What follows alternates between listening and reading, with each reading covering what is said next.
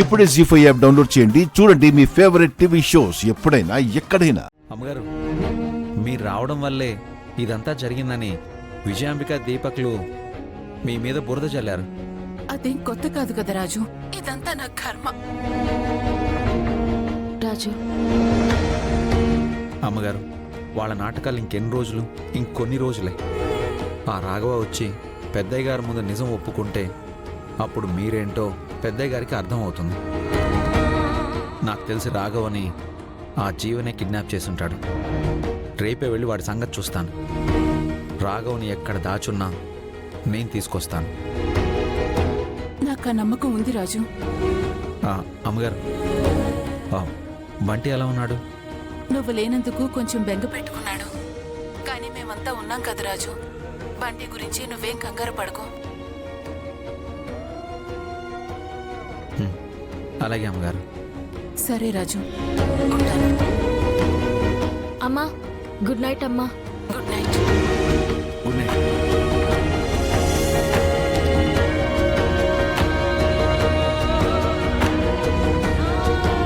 అమ్మాయి గారు, రేపు ఉదయాన్నే జీవన్ దగ్గరికి వెళ్ళి వాడంతూ తేలుద్దాం.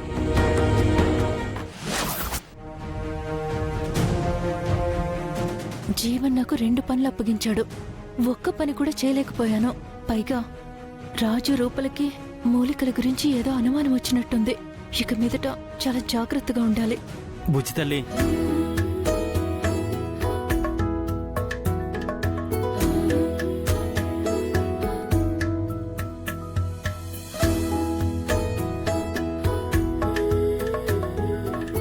ఆగవే బుజ్జి తల్లి.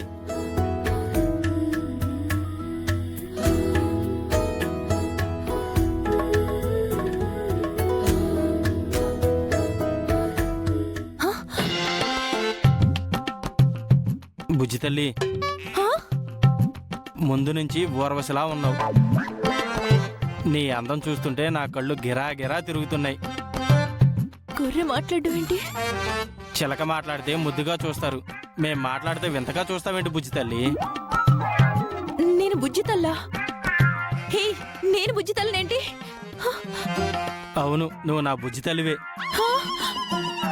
నన్ను నమ్మించి మోసం చేసిన నా రేణుకని వెతుక్కుంటూ వెళ్తుంటే నా మనసు నీ వైపు నడిచింది.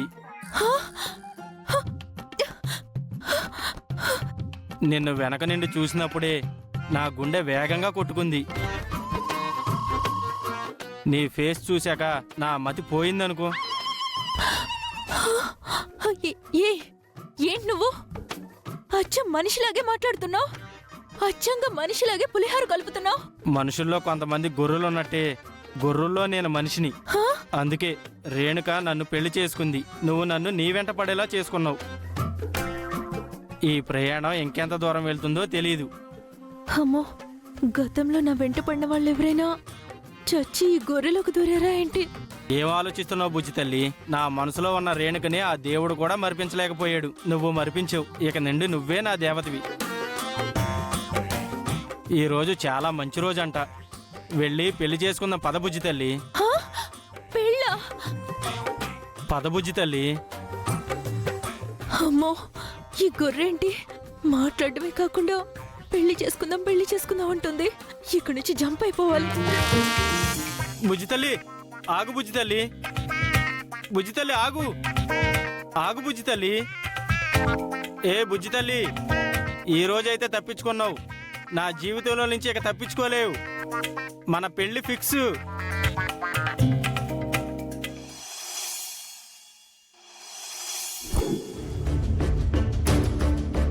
రాఘవ ఎక్కడున్నాడని వెతకాలి రాజు.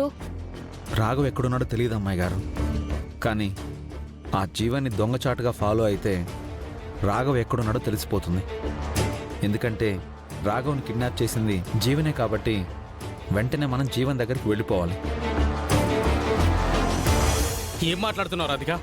అసలు ఏమైంది నీకు? కనీసం సంతకం పెట్టించడం కూడా నీ వల్ల కాలేదా? ఆడ తలుచుకుంటే యుద్ధాలు చేయించగలదు, యుద్ధాలు ఆపగలదు అంటారు. అలాంటిది నువ్వు చిన్న సంతకం కూడా చేయించలేకపోయావా? అది కాదు జీవన్, ఇందులో నా ప్రయత్న లోపం ఏమీ లేదు. నా ప్రయత్నం పర్ఫెక్ట్ గానే జరిగింది. నువ్వు చెప్పినట్టే ఫైల్తో విరూపాక్షి వచ్చింది. తను తెచ్చిన ఫైల్లోనే మన డాక్యుమెంట్స్ కూడా పెట్టి సూర్యప్రతాప్ ముందుంచాను. కరెక్ట్గా సంతకం పెట్టే సమయానికి పైనుంచి పూలకుండి ఒకటి సూర్యప్రతాప్ రైట్ హ్యాండ్ మీద పడింది.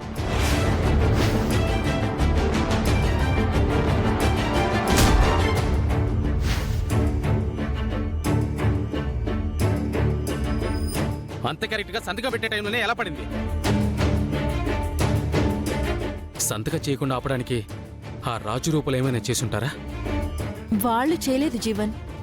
అసలు ఎవరు చేశారో ముందు నాకు కూడా తెలియలేదు. ఆ తర్వాత తెలిసింది ఆ ఘనకార్యం చేసింది దీపక్ అని. సంతకం చేయకుండా ఆపాల్సిన అవసరం వాడికేమొచ్చింది? అసలు వాడు మన పార్టీయా, ఆ సూర్యప్రతాప్ పార్టీనా?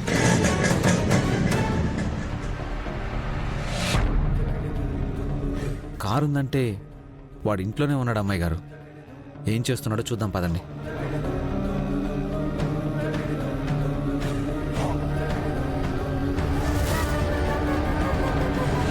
అందులో మన డాక్యుమెంట్స్ ఉన్న సంగతి దీపక్కి తెలీదు జీవన్. విరూపాక్షి ఇచ్చిన హామీలో నెరవేరకూడదనే దీపక్ అలా చేశాడు.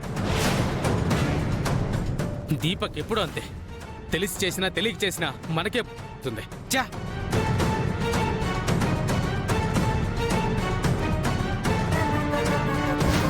వశీకరణ మూలికలు. ఈ మూలికలు తినగానే మాధవి మాధవి అని నీ చుట్టూ తిరుగుతూనే ఉంటాడు. సంతకం సంగతి సరే, అసలు వశీకరణ మూలిక ఎందుకు తాగించలేకపోయావు? అది కూడా నా ప్రయత్న లోపం లేదు జీవన్. సూర్యప్రతాప్కి తినిపిద్దామని వెళ్తుంటే చూసుకోకుండా అరటి తొక్కని తొక్కి జారి కింద పడ్డాను. అప్పుడు ఆ మూలికలు కలిపిన ఉగాది పచ్చడి కూడా కింద పడిపోయింది. ఇది మాత్రం ఖచ్చితంగా రాజు రూపలే చేసుంటారు. వాళ్ళని ఊరికే వదిలిపెట్టను. వాళ్ళు కాదు జీవన్. ఆ అరటి తొక్క వేసింది దీపక్ కొడుకు దీపు.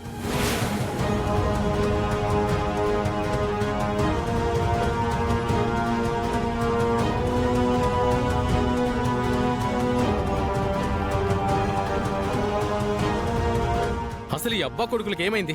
వాళ్ళు తెలిసి చేస్తున్నారా, తెలియక చేస్తున్నారా? బంగారం లాంటి అవకాశం.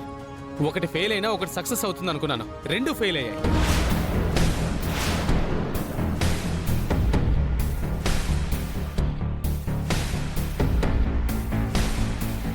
సూర్యప్రతాప్ని దెబ్బ కొట్టాలని ప్రయత్నించిన ప్రతిసారి నేను ఫెయిల్ అవుతూనే ఉన్నాను.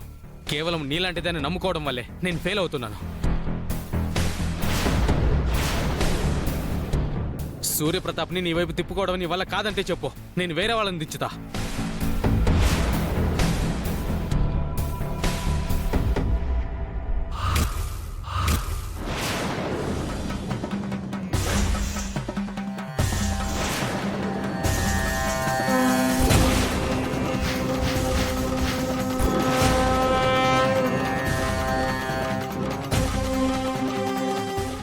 జీ5 యాప్ డౌన్లోడ్ చేసి అన్ని ఎపిసోడ్స్ పూర్తి ఉచితంగా చూడండి.